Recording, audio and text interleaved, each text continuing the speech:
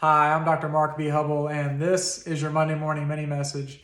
You know, they say that God works in mysterious ways, miraculous ways, supernatural ways, all these spectacular ways, and I have to admit I 100% agree with that because of what I've seen him do just in my life by maintaining the faith that I have.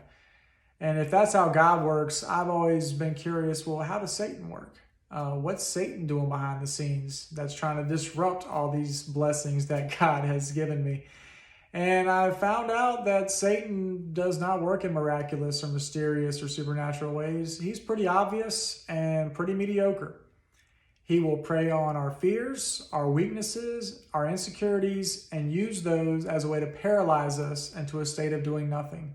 And while he's got us in that state of paralysis, he's going to try to throw distractions in our ways, habits, hang-ups, addictions, whatever he can do to keep us focused on the wrong thing versus what God wants us to focus on, which is the right thing. And the right thing is spreading that message of love and that message of hope and that message of Jesus with others.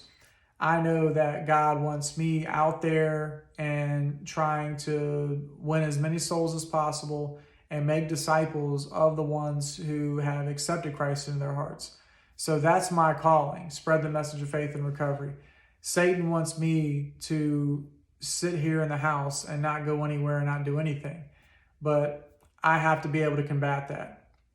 In the second book of Corinthians, chapter 2, verse 11, Paul understood this. He said, in order that Satan might not outwit us, for we are aware of his schemes.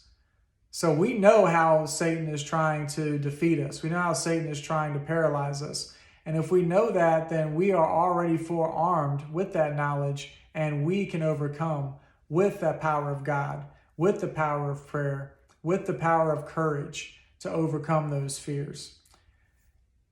In closing, and what I want you to think about as you go about your week is, how is Satan trying to attack you?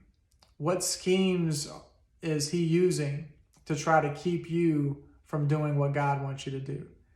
Think about that and understand that when you figure out what Satan's trying to do, know that you serve a God that can overpower that at any point in time. Draw on that power instead of that little tiny weak mediocre power that Satan's trying to use against you. All right. Thank you for sharing this time with me. Take care and God bless.